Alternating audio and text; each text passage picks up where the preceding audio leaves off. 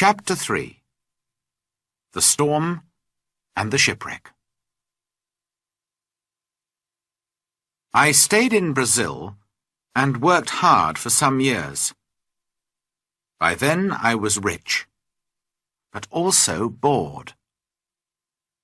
One day, some friends came to me and said, "We're going to Africa to do business. Why don't you come with us? We'll all be rich after this journey." How stupid I was. I had an easy, comfortable life in Brazil, but of course I agreed. And so, in 1659, I went to sea again. At first, all went well. But then there was a terrible storm. For 12 days the wind and the rain didn't stop. We lost 3 men in the sea, and soon the ship had holes in its sides. "We're all going to die this time," I said to myself. Then one morning, one of the sailors saw land. But the next minute, our ship hit some sand just under the sea.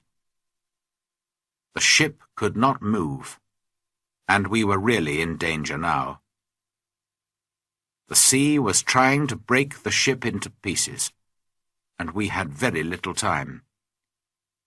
Quickly, we put a boat into the sea and got off the ship.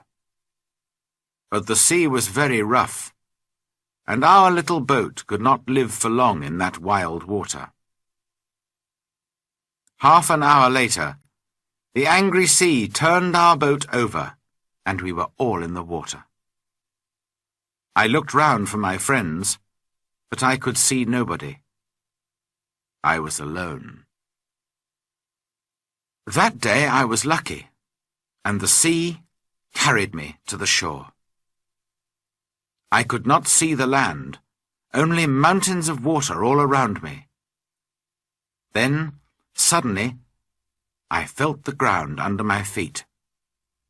Another mountain of water came, pushed me up the beach, and I fell on the wet sand. At first, I was very thankful to be alive. Slowly, I got to my feet and went higher up the shore. From there, I looked out to sea.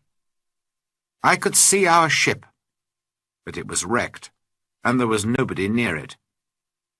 There was nobody in the water. All my friends were dead.